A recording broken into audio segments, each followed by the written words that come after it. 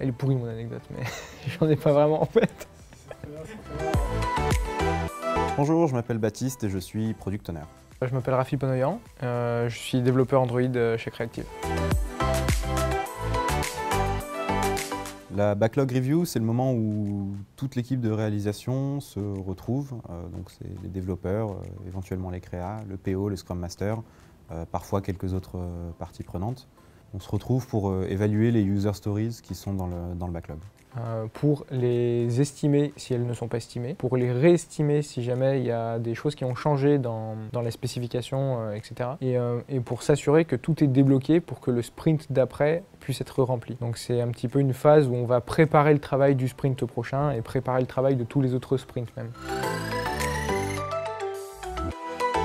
Alors une backlog review, ça se fait régulièrement. Il n'y a pas vraiment de fréquence définie par équipe, par projet. C'est vraiment en fonction de comment notre backlog est prêt ou pas.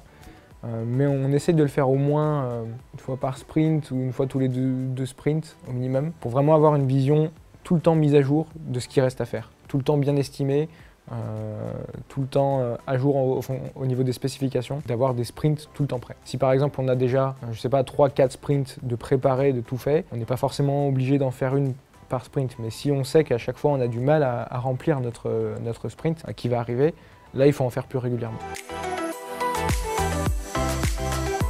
La Backlog Review, ça apporte beaucoup de visibilité sur le backlog, très rapidement.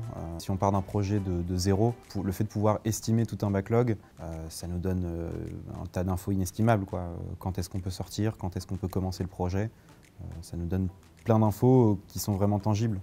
Là, on a un avis d'experts que sont les développeurs, qui nous disent ça, à vue de nez, on peut dire 3 mois, on peut dire temps, on peut dire ça. Et c'est important pour nous quand on a des projets qui ont une deadline très serrée, par exemple. C'est là où on va peut-être devoir reprioriser, respécifier des trucs pour que ça sorte le plus tôt possible. Alors pour identifier les problèmes en backlog review, les alertes, ça va être une user story qu'on n'arrive pas à spécifier, par exemple, où on ne sait pas vraiment quoi faire, qu'est-ce que le client attend, et le client n'est pas forcément capable de nous le dire, peut-être parce qu'il y a d'autres partenaires en jeu, etc. Donc ça, on commence à toucher un point un petit peu sensible du projet, ou une user story qu'on va avoir beaucoup de mal à estimer de semaine en semaine, parce qu'il y a beaucoup de choses à faire, parce qu'on n'arrive pas à la découper. On sent qu'on touche à un gros point de l'application qui est complexe, qui est peut-être même stratégique. Donc là, il faut tout de suite remonter au client qui est normalement présent à la backlog review, remonter le problème pour que lui essaye de démêler un petit peu tout ça. Pour moi, une backlog review réussie, c'est une backlog review où le product owner est arrivé avec des besoins suffisamment précis, bien rédigés. Pas trop précis, parce que le but, c'est pas d'arriver avec des solutions, mais c'est de donner aux développeurs suffisamment d'outils, suffisamment d'infos pour qu'ils puissent chiffrer efficacement.